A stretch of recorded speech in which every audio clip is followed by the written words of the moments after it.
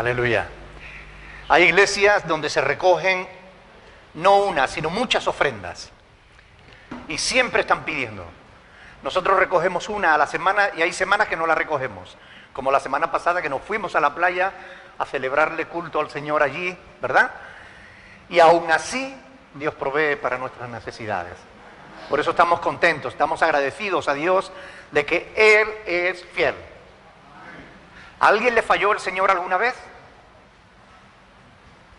Dios no nos falla, ¿verdad? Dios no nos falla.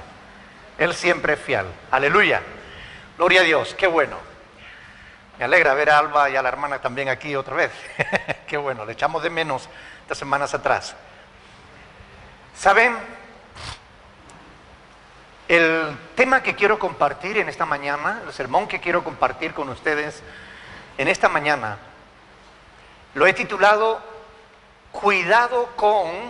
Ustedes saben que estoy dando una serie de sermones sobre las herejías, ¿verdad? El título del sermón de hoy es Cuidado con los fanatismos. Cuidado con los fanatismos. Y quiero que leamos un pasaje de las Escrituras donde vamos a ver realmente que Dios no aprueba al fanático. ¿Están listos? ¿Están dispuestos? ¿Tienen la Biblia en las manos? Vamos a mover las hojas. Lucas capítulo 18, versículo 9. Lucas 18, 9. Cuando lo tengan, se ponen de pie para leer la palabra del Señor.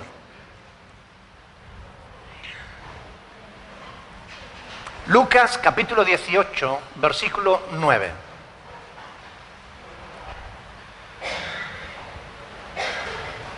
Qué bueno que tenemos la Escritura, ¿verdad?, que nos enseña. La palabra de Dios que Él ha dejado para que sea la guía que nos conduzca a toda la verdad. Bendito sea su nombre. Lucas capítulo 18, versículo 9 dice: a unos que confiaban en sí mismos como justos y menospreciaban a los otros, dijo también esta parábola. Dos hombres subieron al templo a orar. Uno era fariseo y el otro publicano. Un fariseo era alguien muy religioso. El publicano era lo menos religioso que tú puedas entender. Era alguien que cobraba impuestos de los judíos para dárselo a los romanos. Así que no estaban muy bien mirados. Dice, el fariseo, puesto en pie, oraba consigo mismo de esta manera: Dios, te doy gracias porque no soy como los otros hombres, ladrones, injustos, adúlteros, ni aun como este publicano. Ayuno 2 veces a la semana, doy diezmo de todo lo que gano. Dice la Escritura que el publicano, estando lejos, no quería ni aún alzar los ojos al cielo, sino que se golpeaba el pecho diciendo: Dios, sé propicio a mi pecador. Y el Señor Jesús dice: os digo que el publicano, descendió a su casa justificado antes que el otro.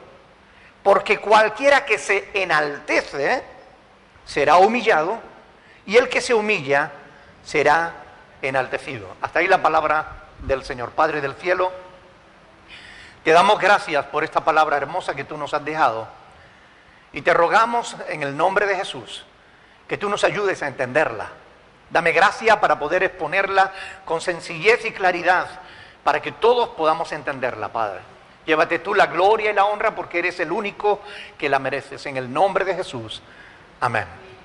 Pueden sentarse, mis hermanos. Fíjense bien, en este pasaje encontramos la cara y la cruz de la religión. La fe es algo bueno. En realidad, todos los seres humanos tenemos fe, incluso los ateos. Los que afirman que no creen en Dios, que creen que Dios no existe, Cuando un ateo dice Dios no existe, lo que está expresando es su fe. Es lo que él cree, porque no lo puede demostrar, ¿verdad? Es su fe. Pero todos tenemos fe. Unos la tenemos inteligente porque la tenemos depositada en Dios, y otros la tienen un poco menos inteligente, más necia, porque dice, como está escrito en el Salmo 54, ¿verdad? Dice el necio en su corazón, no hay Dios. Pero todos tenemos fe, y la fe es algo bueno. La fe es una poderosa fuerza que nos sostiene cuando lo necesitamos. La fe nos consuela en el dolor. Incluso nos da esperanza cuando miramos cara a cara la muerte. La fe es buena. Ahora, una de las razones por las cuales la gente rechaza la fe, por ejemplo, la fe en Jesús, cuando le hablamos a alguien de Jesús, ¡ay, déjate, no me hable de esas cosas! Una de las razones por las cuales la gente rechaza la fe es por causa de los fanatismos. El fanatismo es una forma extrema de fe. Usa la sugestión, usa la manipulación, usa el miedo, usa lo que haga falta, incluso la violencia, para conseguir sus fines. Así es el fanatismo. Fanatismos no tienen nada que ver ni con Dios ni con su palabra. Hay una manera sencilla de diferenciar la fe del fanatismo. La primera, la fe, siempre produce bien. Es decir, llena el alma de bondad, cambia a las personas para mejor, te da paz, te bendice. La fe protege y bendice a la gente. Lo otro, el fanatismo, todo cuanto hace, distorsiona la verdadera imagen de Dios. El fanatismo lleva a acciones realmente malvadas, perversas, perjudiciales, que dañan a sus víctimas, que no solo son aquellos contra los cuales se lanza su fanatismo, sino incluso el propio fanático se hace daño a sí mismo. El fanatismo hace daño al fanático, hace daño a todos los demás, pero también le hace daño al fanático. Actualmente el fanatismo religioso es un verdadero problema a nivel global. Es un verdadero problema. Ya el fanatismo religioso está preocupando más que el paro, porque el fanatismo produce miedo, rechazo, pero sobre todo miedo. Por causa del fanatismo se han producido asesinatos, se han producido actos terroristas, conflictos bélicos, guerras, genocidios completos. Poblaciones enteras han desaparecido por causa del fanatismo. Todos sabemos, por ejemplo, lo que está pasando ahora con el fanatismo religioso islámico, ¿verdad? Está sembrando pánico, muerte, destrucción. Pero quiero decirles algo importante. No solo el Islam produce fanáticos. También encontramos fanáticos entre los cristianos. Y tenemos que guardarnos del fanatismo. Durante la Edad Media, las cruzadas, no sé si han oído hablar de las cruzadas, ¿verdad? Fueron una verdadera masacre en ambos bandos, en el bando de los católicos y en el bando de los musulmanes. Se enfrascaron en una lucha de poder entre ellos por fanatismo religioso. Ambos querían conquistar el mundo para Dios, para su Dios.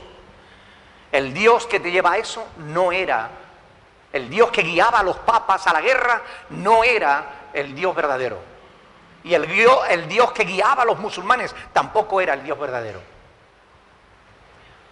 ni hablar de la diabólica Inquisición. A mí me da, de verdad, me da asco. Yo lo digo así. Ustedes saben que yo, tal como pienso, hablo. Me da asco de que a la Inquisición se le llame Santa Inquisición. Me da asco, porque la Inquisición fue el desarrollo de un fanatismo extremo que llevó a la muerte, a la tortura y muerte de infinidad de criaturas. Todavía los historiadores no se ponen de acuerdo en el número de víctimas que fueron causadas por la Inquisición. Algunos hablan de 30.000 y otros de 300.000. Pero hay que tener en cuenta que las víctimas no fueron solo aquellos que fueron torturados y quemados vivos, sino que las víctimas también fueron sus familias, que fueron estigmatizados, rechazados.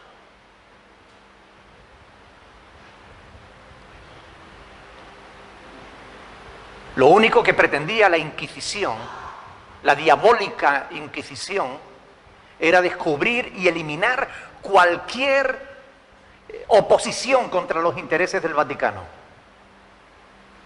Quemaron libros, estatuas, personas, impidieron el avance del arte, de la ciencia, y se llamaban cristianos, pero no lo eran en verdad.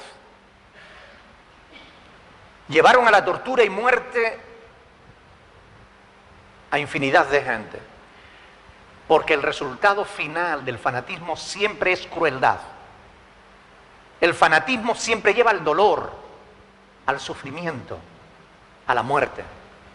Una cosa es la fe, más o menos razonada o razonable, y otra cosa es el fanatismo. Son dos cosas absolutamente opuestas, distintas. Nada tienen que ver la una con la otra. Los cristianos somos llamados a compartir la fe, pero no a ser fanáticos. ¿Lo tienen claro? Somos llamados a tener fe en Dios y en su palabra. Pero Dios no está de acuerdo con los fanáticos. Dios no ama a los fanáticos, aborrece a los fanáticos. De hecho, en la Biblia podemos encontrar testimonio de cómo el Señor Jesús llamó a algunos fanáticos y los transformó en personas nuevas y diferentes. Sacó del fanatismo a algunos y los llevó a la fe respetuosa. ¿Recuerdan el apóstol Pablo? Él fue un terrible fanático antes de convertirse en apóstol. Él era un fariseo que perseguía a los cristianos allá donde los encontrara. No se limitaba a su ciudad. Iba a los sacerdotes de cualquier ciudad y le pedía cartas para poder perseguir a los cristianos. Hasta que Jesús le dijo: ¿qué haces? ¿Por qué me persigues? Él no estaba persiguiendo a Jesús. Para él Jesús estaba muerto. Él estaba persiguiendo a los discípulos de Jesús. Pero quien persigue a los discípulos de Jesús, persigue al mismo Jesús. ¿Por qué me persigues? Dura cosa te es dar patadas a un pincho, coces a un aguijón. Debemos aprender a diferenciar lo que es la conducta cristiana correcta de lo que es un comportamiento fanático religioso. Son dos cosas que no tienen nada que ver la una con la otra. Dios produce fe. Los fanatismos los produce el hombre. Hoy vamos a celebrar la Santa Cena. Es una institución que el mismo Señor Jesús puso. Un rito sagrado, sencillo, pero ustedes no se pueden imaginar lo de controversia que hay en cuanto a algo tan sencillo como esto, como la comunión, la Santa Cena. Hay un montón de posturas antagónicas, enfrentadas, y todas inconsistentes con la Escritura. Yo quiero poner esto como un ejemplo para que entiendan lo que es un fanatismo. Por ejemplo, hay posturas encontradas en cuanto a quienes pueden participar de la comunión. Algunos afirman que si no estás bautizado, no puedes participar de la comunión. No importa que tú te hayas convertido, creas en Cristo, si no estás bautizado no puede participar de la comunión. Lo curioso es que cuando vamos a las Sagradas Escrituras y estudiamos tratando de encontrar el fundamento de esa doctrina, no la encontramos, porque eso no está en la Biblia. No hay en la Biblia ni un solo pasaje bíblico que enseñe, que diga o que prohíba que alguien que se ha convertido a Cristo no pueda participar de la Santa Cena si antes no se ha bautizado. No existe. Es un mandamiento de hombres. Y en algunas iglesias pretender tomar la comunión sin estar bautizado es como ofender a Dios mismo. Pero Dios no ha dicho nada al respecto. Hay un pasaje en la Biblia que todos debieran conocer. Es Primera de Juan, capítulo 3, versículo 4. Y todos debieran conocerlo porque ahí dice que todo el que... vamos a leerlo. Primera de Juan, capítulo 3, versículo 4. Es muy importante y deberían de verdad tenerlo subrayado en sus Biblias, porque establece lo que es el pecado. Miren, dice ahí, todo aquel que comete pecado, ¿qué dice? Infringe también la ley. Claro, se está refiriendo a la ley de Dios. ¿Ok? No se está refiriendo a la ley humana. Todo aquel que comete pecado, infringe también la ley.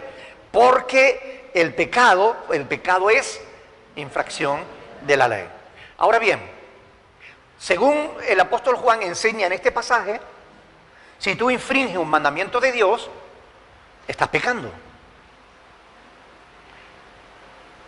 ¿Pero mandó Dios que solo los bautizados pudieran tomar la cena? No, no es un mandamiento de Dios. Por tanto, si tú tomas la cena, habiéndote convertido, creyendo en Cristo, teniendo comunión con Dios, porque en definitiva la Santa Cena no es otra cosa que un símbolo. Pablo lo dice en 1 Corintios 10, 16, que la Santa Cena es un símbolo de nuestra comunión con Dios y con los hermanos. Por tanto, si tú tienes comunión con Dios y con tus hermanos, tú puedes participar de la Santa Cena, porque es más importante la comunión que tú tienes con Dios y con tus hermanos que el símbolo que lo expresa. ¿Entienden la cuestión? Por tanto, si no hay un mandamiento de Dios que prohíba que tú participes de la cena porque no estás bautizado, no estás pecando por tomar la cena sin estar bautizado. Estarías pecando si Dios lo hubiera mandado, pero Dios no lo ha mandado. Ahora, todos sabemos que el cristiano se tiene que bautizar. Lo sabemos porque Jesús lo encargó. Él lo mandó. Es un mandamiento de Cristo. ¿Vale? Bautizad en el nombre del Padre, del Hijo y del Espíritu Santo. Sabemos que tenemos que bautizarnos. Pero si una persona se ha convertido y estamos celebrando la Santa Cena y todavía no le ha dado tiempo de bautizarse, ¿por qué le vamos a prohibir tomar o participar de la Santa Cena? No hay fundamento para eso. Pero vaya a una iglesia bautista, diga que no está bautizado y a ver si le dejan tomar la comunión. El que lleva la bandeja a ti te dará la espalda, en vez de darte el pan y el vino. Así de simple. Es una postura que no es una postura cristiana. Porque el pan y el vino es para participar, es para compartir. Algunos dicen, si usted está unido con su pareja pero no ha celebrado la ceremonia de matrimonio, usted no puede participar de la comunión hasta que no se case. Lo curioso es que cuando uno estudia la Biblia, buscando ese mandamiento, tampoco está. La Biblia lo que sí dice en Génesis 2:24 es que cuando el hombre deja a su padre y a su madre y se une a su mujer, es una sola carne con ella. Eso sí está en la Biblia. Pero ahí no habla de celebraciones, ahí no habla de boda. Está hablando de que el hombre deja a su padre y a su madre y se va con su mujer. Se une a ella. Yo sé que estas cosas a muchos de los que nos ven por televisión o o por internet, les pone los pelos tiesos. Pero mire, la labor de un pastor es enseñar la verdad. Y la verdad es que tenemos que aprender a diferenciar lo que son mandamientos de Dios de lo que son mandamientos humanos. Porque no es lo mismo. Es que siempre se ha creído eso. Me da igual. Es que siempre nos enseñaron, grandes siervos de Dios han escrito sobre eso. Me da igual. ¿Qué dice Dios? Eso es lo importante. Eso es lo único que nos debería importar a todos. ¿Cómo está escrito? Si está en la palabra de Dios, nosotros debemos obedecer la palabra de Dios. Pero lo que no está en la palabra de Dios, no debemos ser fanáticos e imponer nuestra voluntad y nuestra forma de pensar a los demás, porque no es correcto. Es increíble cuando yo pongo algunos comentarios en internet, como de momento ¡vum!, se tiran al cuello de mí. Y yo tengo cuello porque criticando, juzgando. La escritura, ¿qué está escrito? Pero resulta que la iglesia evangélica, como la católica, está llena de tradiciones humanas que nada tienen que ver con las Sagradas Escrituras.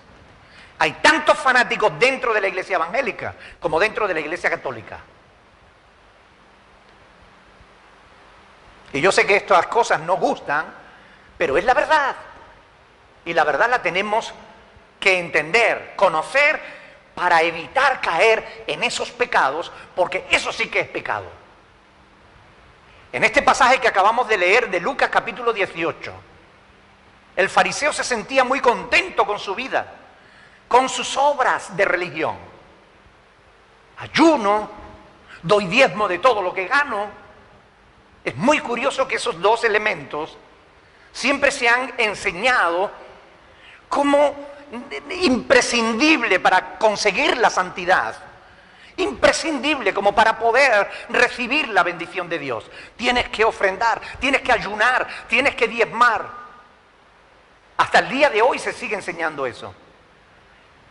Y eso no está en la Biblia, relacionado con el creyente, con el cristiano. El diezmo y el ayuno está relacionado con el pueblo de Israel. Y si tú lees Isaías capítulo 58, te enteras de cuál es el ayuno que Dios quiere. Que nada tiene que ver con que tú te abstengas de comer. Tiene que ver con una actitud de sometimiento a Dios. Tiene que ver con una actitud de amor al prójimo.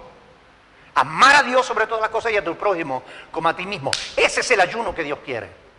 ¿Qué tiene eso que ver con ponerte medallitas en el pecho diciendo, porque yo he ayunado 17 días? Cuando Jesús dice, si ayuna, que nadie se entere. Y allá van los fanáticos diciendo, pues yo he ayunado 21 días. Y sacan pecho. Fanatismo. Fanatismo religioso que nada tiene que ver con lo que Dios enseña en su palabra.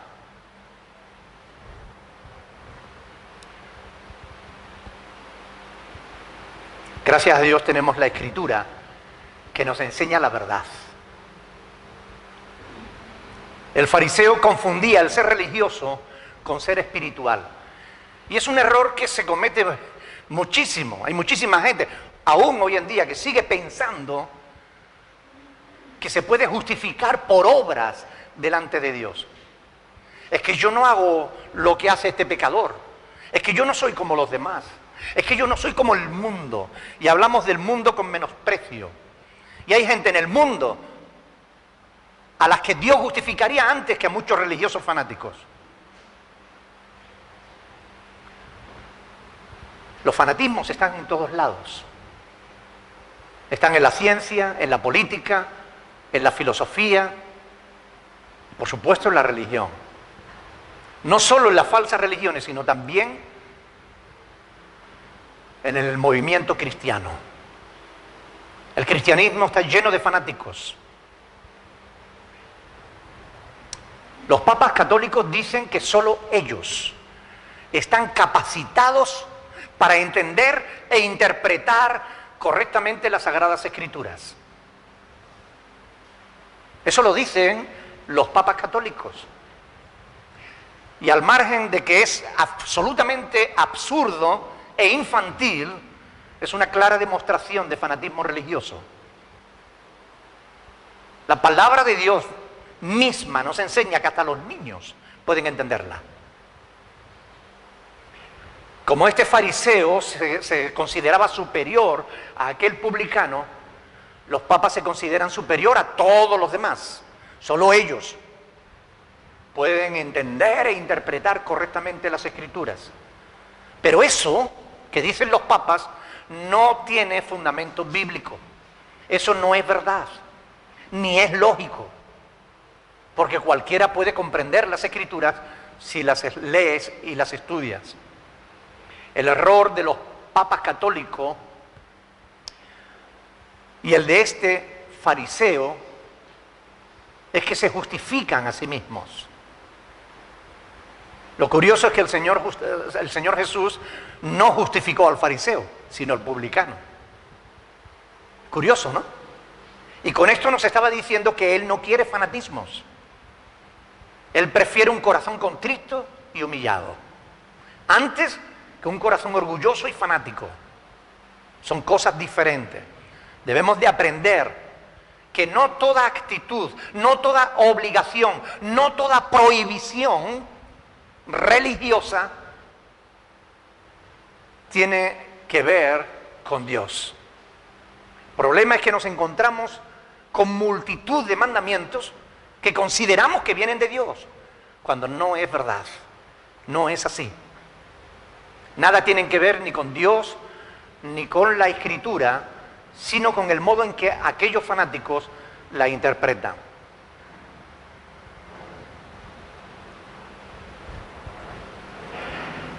Este pasaje que hemos leído de Lucas capítulo 18 nos muestra que Jesús no acepta los fanatismos.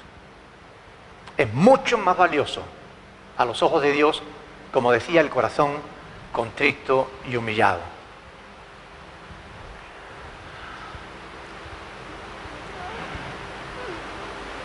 En América hay muchísima gente que considera que tomar cualquier bebida fermentada es pecado. Además, para algunos es un terrible pecado. Pero eso no está en la Biblia. Yo quiero que tomen nota de algunas cositas que quiero compartirles, ¿no? Hay pastores que dicen que cuando decimos que Cristo tomaba vino, estamos mintiendo. Porque lo que Cristo tomaba era una bebida, era zumo de uva, pero no fermentado. Cuando un pastor dice eso, el que está mintiendo es él.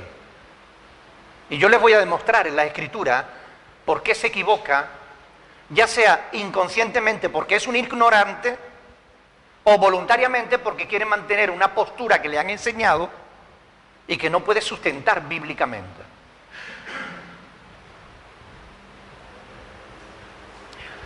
Jesús no solamente tomaba vino, sino que también Él convirtió el agua en vino, ¿verdad? Ustedes saben que Jesús tenía fama de comedor y de bebedor. Lean conmigo en Mateo capítulo 11. Mateo capítulo 11, versículo 18.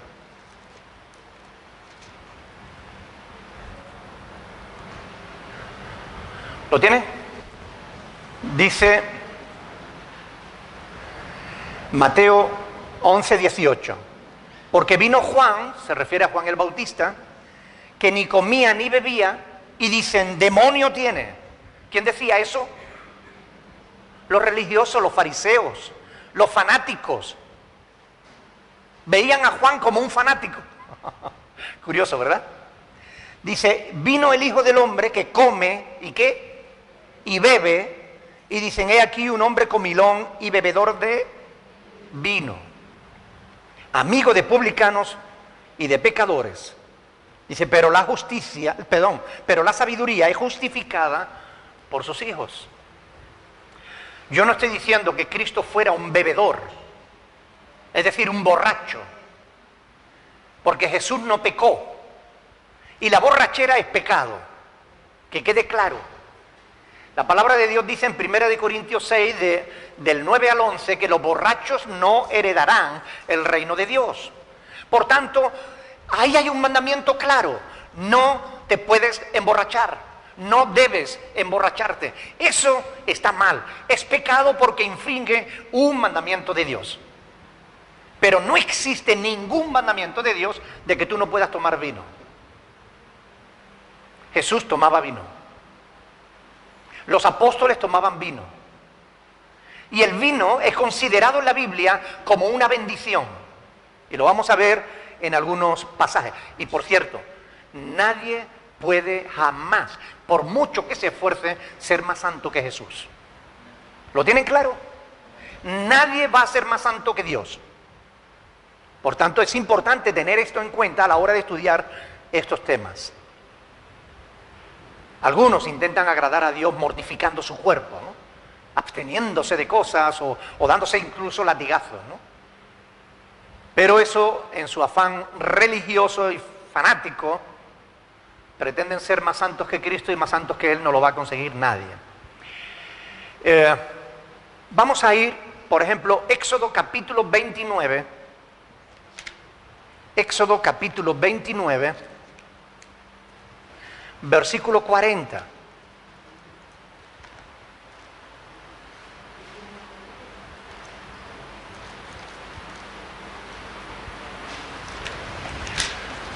Éxodo 29, 40. Dice, además, con cada cordero, aquí está hablando de las ofrendas que Dios le dice al pueblo que tiene que presentar. Porque si leen el contexto, fíjense en el versículo anterior, versículo 39, ofrecerás uno de los dos corderos por la mañana y el otro cordero ofrecerás a la caída de la tarde. ¿Ves? Está hablando de las ofrendas. Y dice el 40, además, con cada cordero una décima parte de un efa de flor de harina amasada, con la cuarta parte de un hin, que es una medida de líquido, un hin de aceite de olivas machacadas para la libación, la cuarta parte de un hin ¿de qué? De vino. O sea, Dios, entre las ofrendas que pide que el pueblo le haga, le tenía que presentar una masa hecha con aceite y con vino. Si el vino fuera algo malo, ¿Dios lo iba a incluir entre las ofrendas que Él quería para Él? No tiene sentido. Sería absurdo pensar eso. Génesis capítulo 49.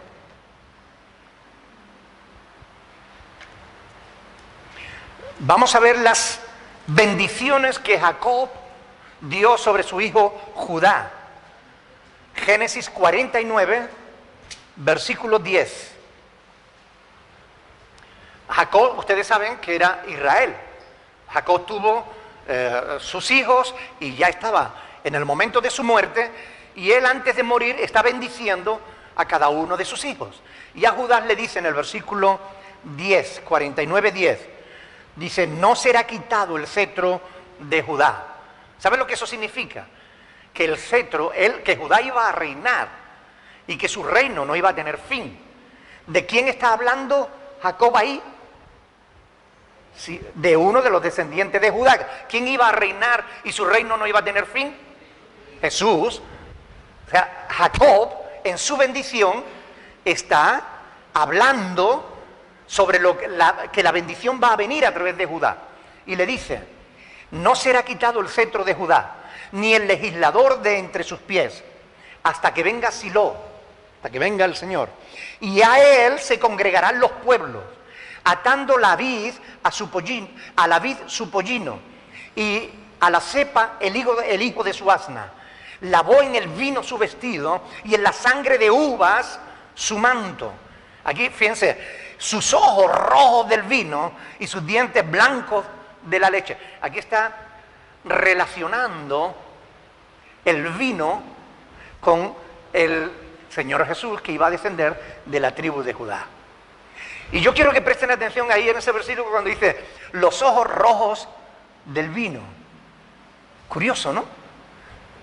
Algunos dicen que el vino en la Biblia no era fermentado.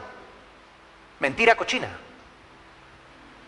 Si no era fermentado, ¿cómo podía poner los ojos rojos? Es que no tiene sentido.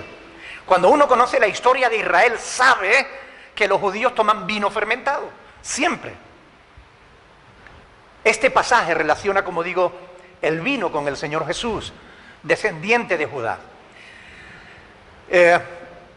Jeremías, capítulo 31.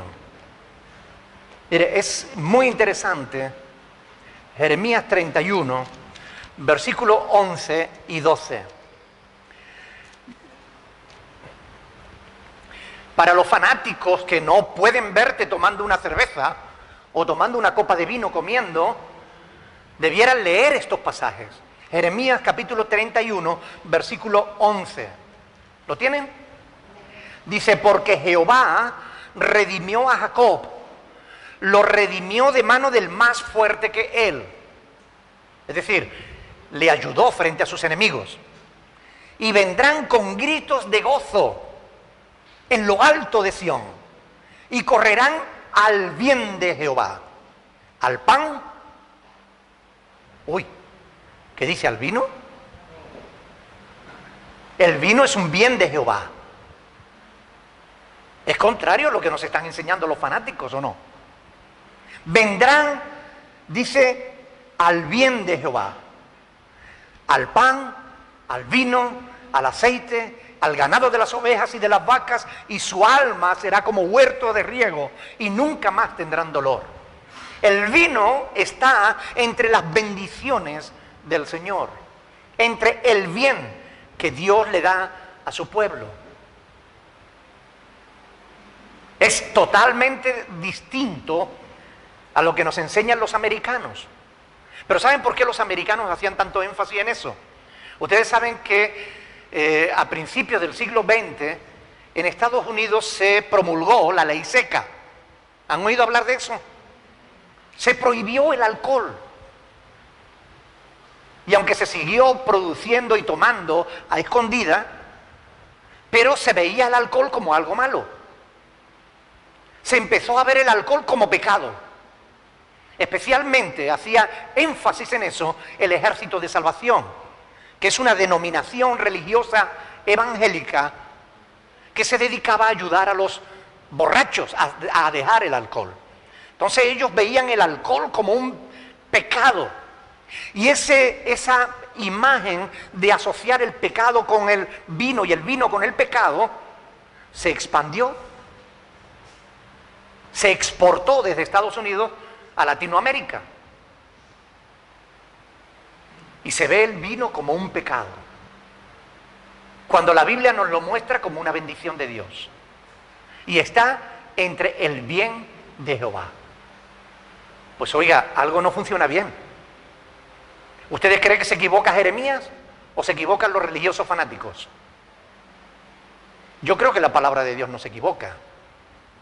Por tanto, fíjense un poquito más adelante, capítulo 48 de Jeremías,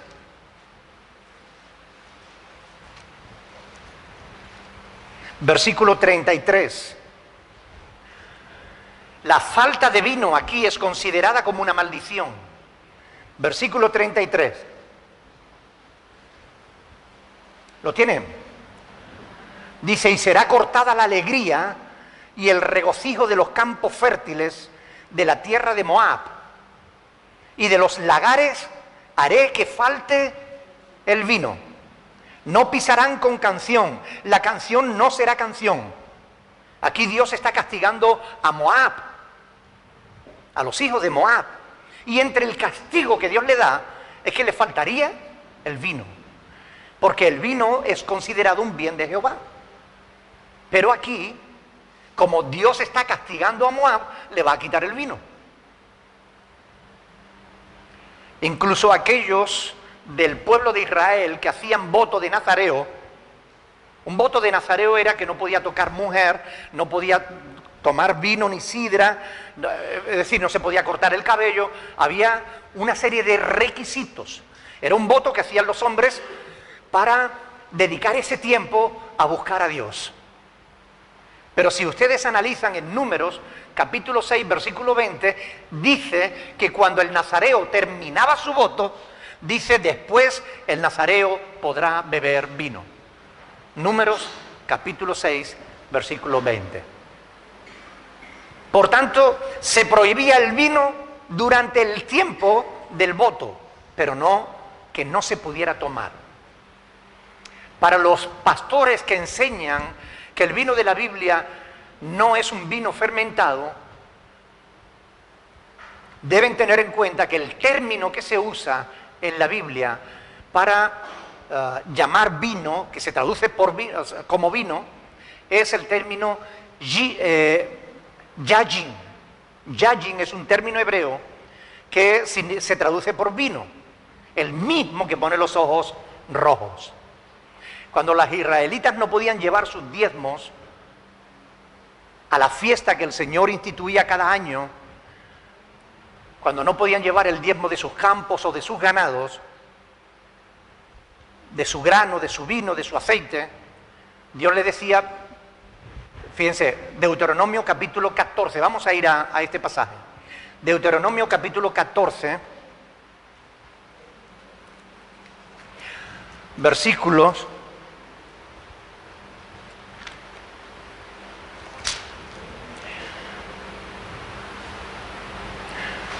dice, versículo 25, cuando imagínense los judíos que estaban en la diáspora, es decir, que vivían fuera de Israel, los que vivían en Roma, los que vivían en Etiopía, los que vivían en otros lugares, no podían traer todo su ganado, o no podían llevar todo su grano, o todo su mosto, o todo su vino, para llegar a Jerusalén a celebrar la fiesta. Entonces dice, versículo 25, Deuteronomio 14, 25, entonces lo venderás y guardarás el dinero en tu mano y vendrás al lugar que el Señor tu Dios escogiere y darás el dinero por todo lo que deseas, por vaca, por ovejas, por vino, por sidra o por cualquier cosa que tú deseares, y comerás allí delante del Señor tu Dios y te alegrarás tú y tu familia. ¿Dónde está la prohibición de tomar vino? Cuando Ana fue a presentar a Samuel para que dejarlo al cuidado del sacerdote Elí, llevó una ofrenda para el sacerdote. Y entre esa ofrenda incluía vino. Lo cual quiere decir que los sacerdotes tomaban vino. No lo tomaban cuando estaba de servicio, pero fuera de servicio sí.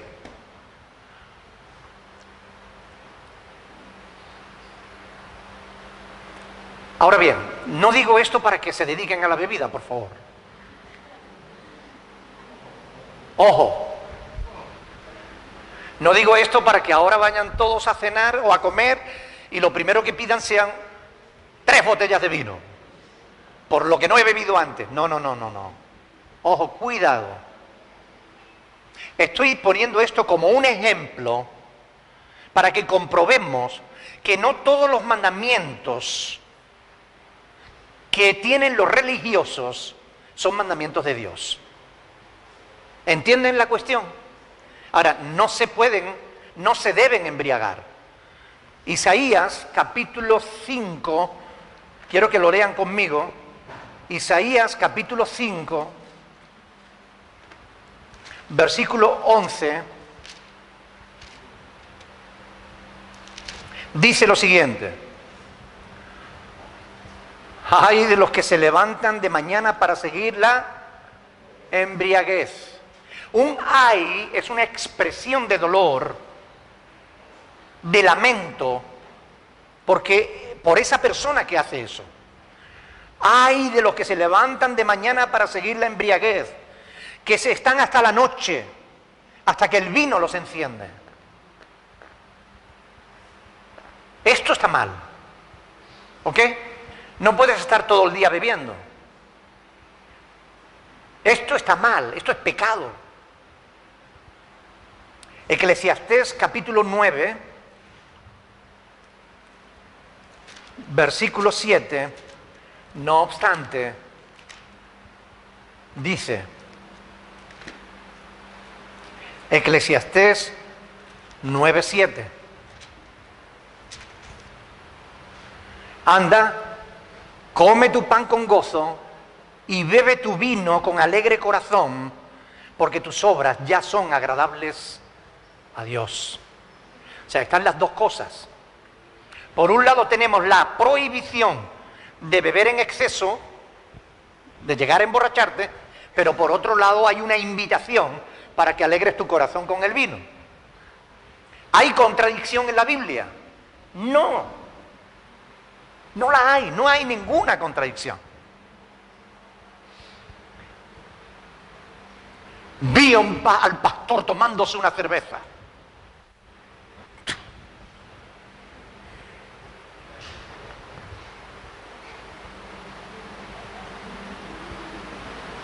Fanatismo religioso.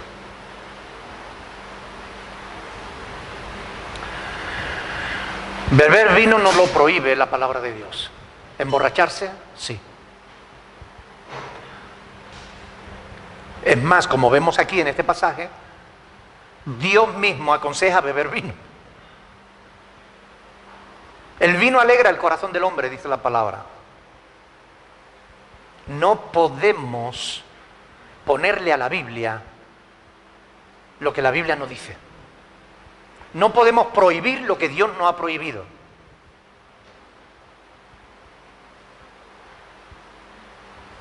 Puede que no nos guste lo que está escrito,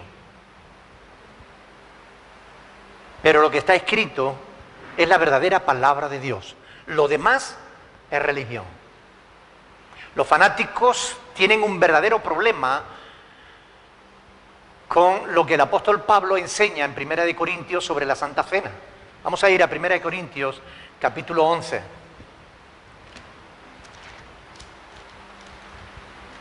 Los fanáticos religiosos tienen un verdadero problema con este pasaje porque no pueden explicarlo.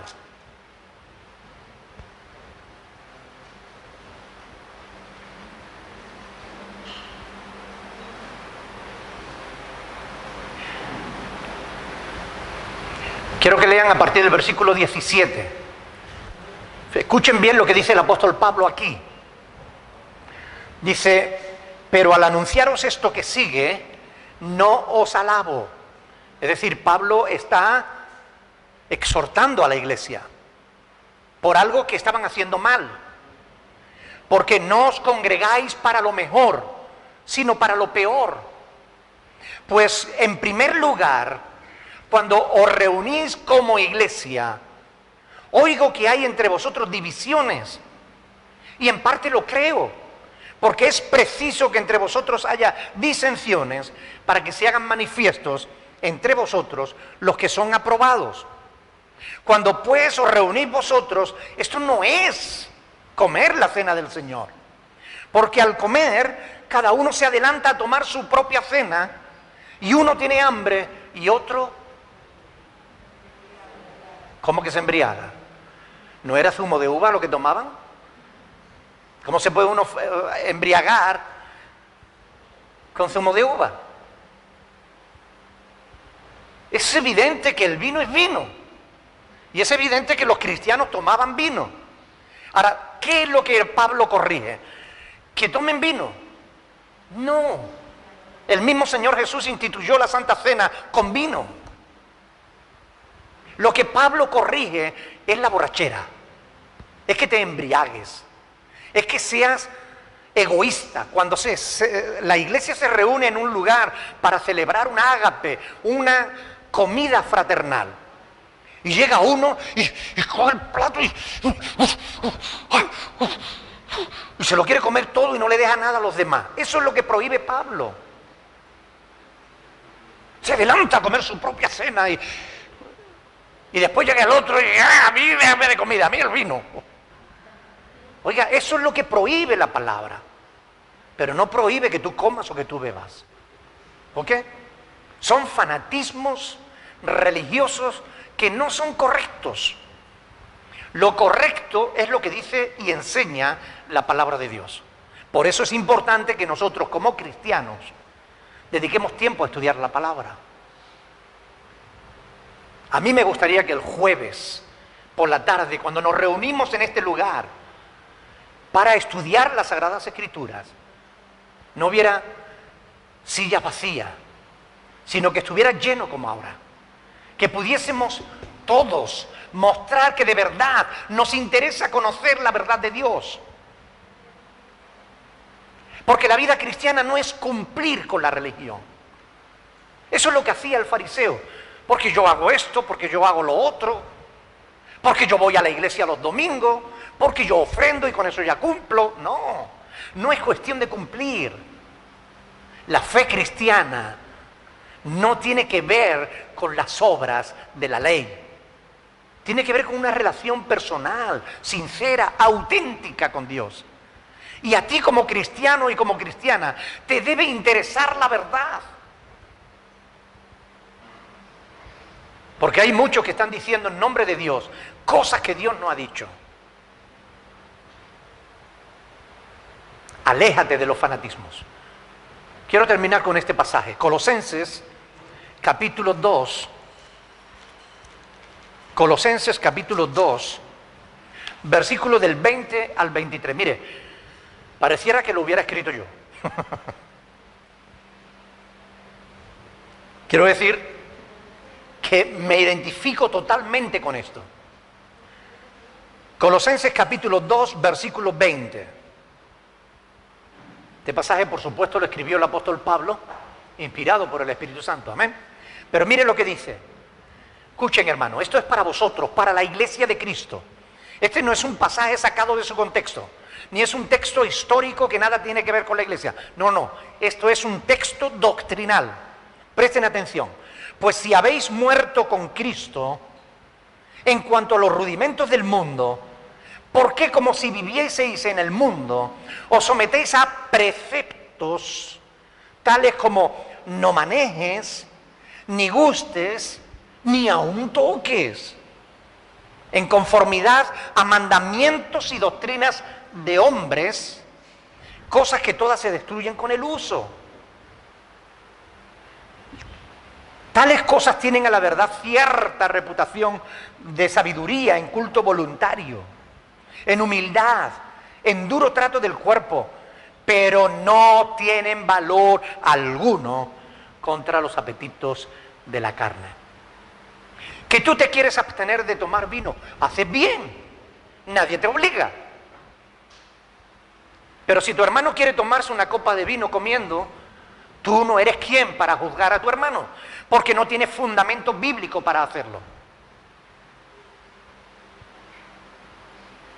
No haga esto, no haga lo otro, no toque. Hay iglesias que son dos largas listas, una de obligaciones y otra de prohibiciones. No hagas esto, no hagas lo otro, esto ni se te ocurra hacer aquello. ¿Qué tiene que ver eso con la verdad? Desechemos todo eso. Con esto lo que quiero es que nos preguntemos, ¿realmente estamos andando en los mandamientos de Dios? ¿O estamos andando en mandamientos de hombre? ¿Qué es lo que realmente estamos creyendo? Porque yo llevaba 10 años en la iglesia cuando descubrí que muchas de las cosas que me enseñaron no eran verdad.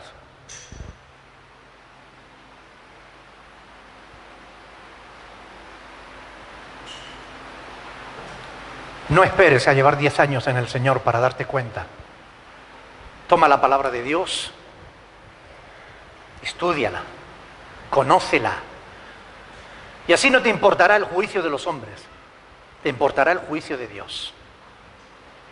Vivirás en libertad, porque la verdad te hace libre. La ignorancia te esclaviza.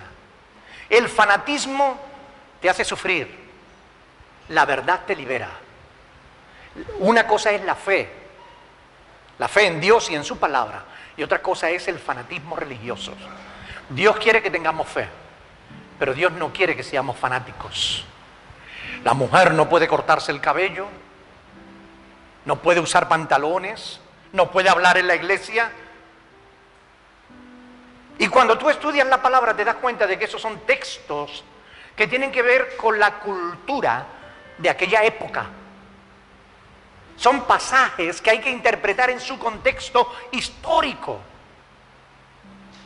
pero que nada tienen que ver con la iglesia de hoy. Pero cuántas criaturas andan sufriendo precisamente por eso. Yo he visto parejas destruidas por fanatismo religioso.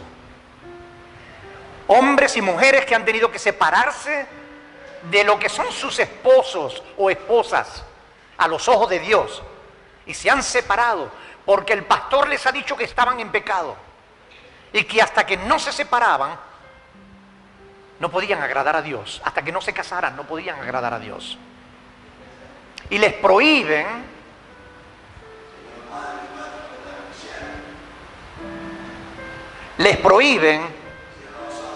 participar de cualquier cosa en la iglesia si no están casados, es decir, si no han celebrado una ceremonia religiosa de matrimonio.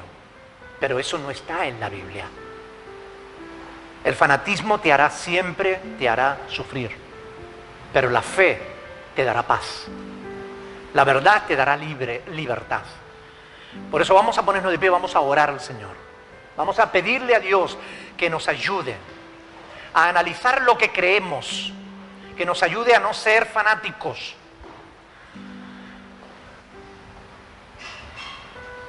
Me gustaría que Dios nos ayude a entender su palabra. Me gustaría que una o dos personas oren brevemente, pero oren pidiéndole a Dios que nos ayude a entender esto que Él nos ha dicho en esta mañana. De forma breve, por favor. Santísimo Señor y Dios nuestro, una vez más, Señor, queremos agradecerte, Padre Celestial, por tu palabra. Queremos agradecerte, Señor, porque cada día, Señor, tú nos muestras a quién debemos seguir. Tú nos muestras, Señor, lo que debemos hacer. Tú nos muestras, Padre Santo, la forma de vivir, Padre de la gloria. Gracias por tu palabra, Señor. Permítanos, Señor, que podamos vivirla de tal forma, Señor, como organizar la voluntad. En el nombre de Cristo Jesús. Amén. Aleluya.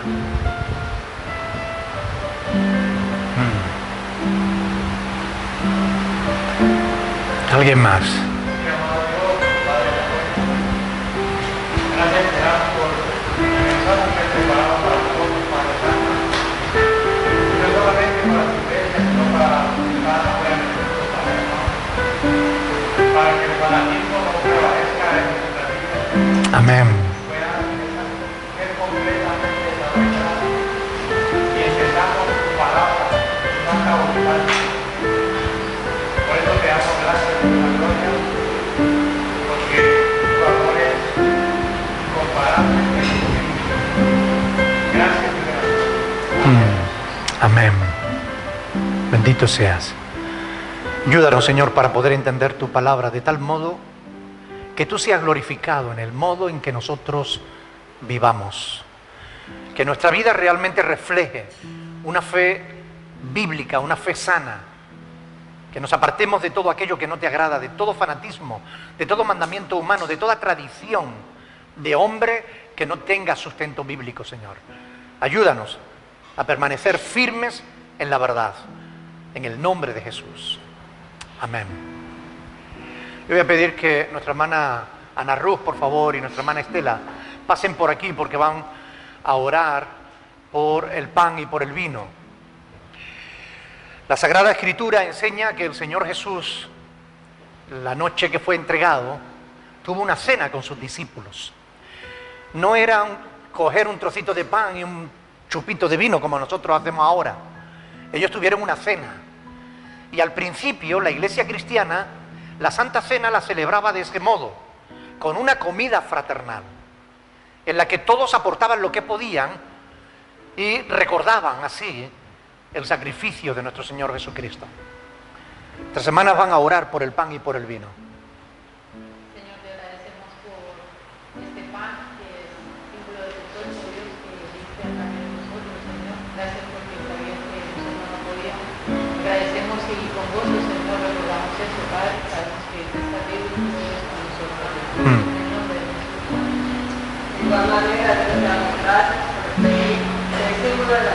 el amor de Cristo, para perdón de nuestros pecados, antes de continuar contigo.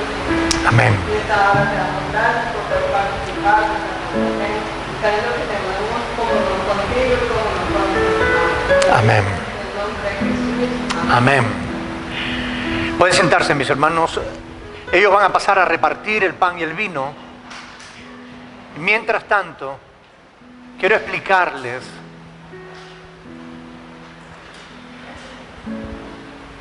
que justamente cuando la iglesia se reúne para celebrar la Santa Cena, porque hubo problemas como los que hemos leído en 1 de Corintios capítulo 11, donde veíamos que los cristianos no obraban con una actitud cristiana. Empezaron a ser egoístas, a no esperarse los unos a los otros. Por eso yo les pido que mantengan el pan y el vino y no participen hasta que lo hagamos todos juntos, para que sigamos estrictamente las instrucciones del apóstol Pablo.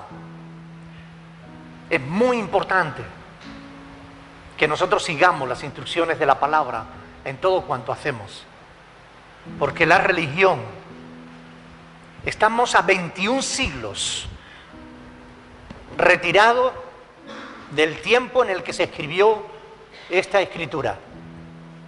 21 siglos han pasado.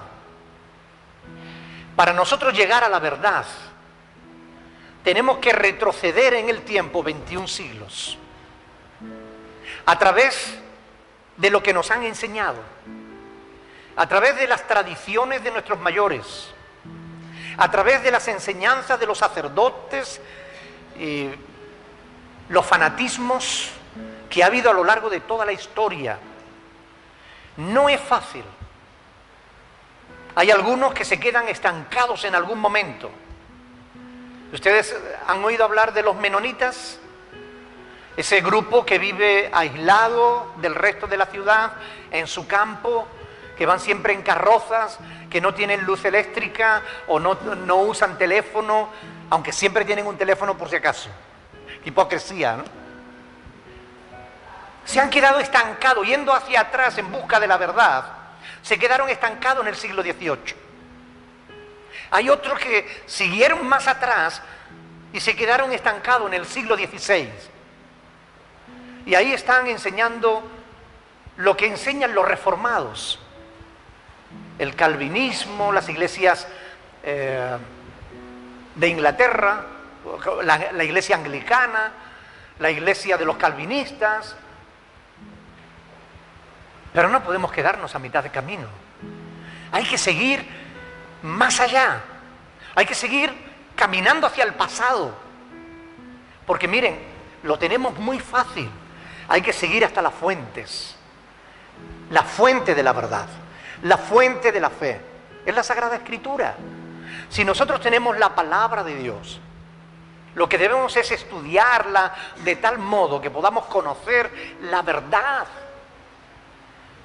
Pero incluso para entender la Escritura, tenemos que despojarnos de todo lo que nos han enseñado. Tenemos que despojarnos de las tradiciones. Yo tuve que despojarme de lo que mi pastor me enseñó. Porque yo enseñaba que el cristiano que no daba diezmos estaba fuera de la voluntad de Dios. Ahora sé que eso era mentira. Y pedí perdón a Dios y cambié. Y ya no volví a predicar eso. Ahora predico la verdad. Pero no solamente eso. Descubrí que muchas de las cosas que se me habían enseñado no eran correctas. No tenían su fundamento en la palabra de Dios. Tenían su fundamento en las tradiciones humanas. Yo me convertí a Cristo en una iglesia bautista. Después estuve en una iglesia pentecostal. Y ahora no quiero más denominación alguna. Quiero la Escritura. Me he despojado de todo peso de doctrina humana, de toda interpretación de hombres, y hay que ir a la Escritura, a la palabra de Dios. Y no es fácil. Necesitamos arrodillarnos delante de Dios. Necesitamos pedirle que Él nos ilumine por medio de su Espíritu Santo. Y solo así podemos conocer la verdad. Yo les invito, hermanos, de verdad, escudriñen las Escrituras, porque es nuestra obligación. Es la obligación de todo cristiano conocer los mandamientos de Dios, para saber distinguirlos de los mandamientos de los hombres. En Marcos capítulo 7, el Señor Jesús enfrentó a los fariseos, a los escribas, que eran maestros de la Escritura en Israel. Y en el capítulo 7 de Marcos, desde el versículo 1 hasta el versículo 9, el Señor Jesús los enfrentó diciéndole que habían invalidado los mandamientos de Dios con las tradiciones de los hombres. Algo que no debemos hacer. Por tanto, despojémonos de todo peso y vayamos a la palabra de Dios. Es la Escritura la que determina lo que es verdad. Es la Escritura lo que determina qué es pecado. Es la palabra de Dios la que determina la verdad. Por tanto, vamos a ponernos de pie y vamos a darle gracias al Señor por su palabra, por habernos dejado este libro maravilloso que podemos meditar, que debemos meditar, conocer y meditar. Miren, en siglos pasados cualquier cristiano se conocía la Biblia en pasta. Cualquier cristiano, cualquier ancianita sabía la Biblia de memoria. Hoy en día, ni cristianos bien preparados, ni cristianos, ni pastores se conocen la Biblia. Por eso hay que volver al amor a la Escritura. Vamos a dar gracias al Señor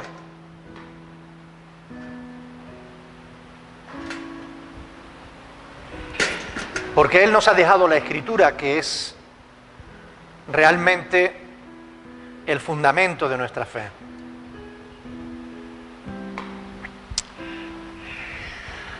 Dice la palabra del Señor que el Señor Jesús, la noche que fue entregado, tomó pan, dio gracias, lo partió y lo dio a sus discípulos diciéndole: tomad, comed todos de él, porque esto es mi cuerpo que por vosotros es partido. Haced esto en memoria de mí.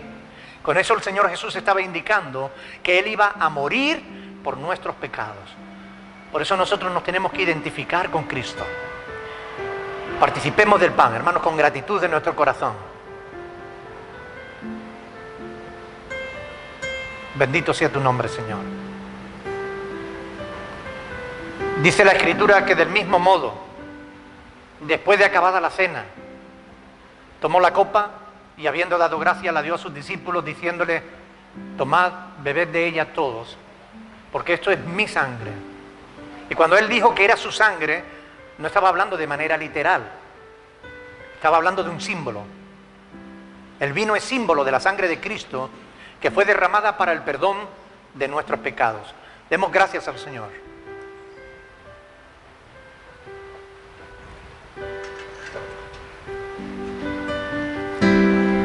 Bendito sea tu nombre, Señor.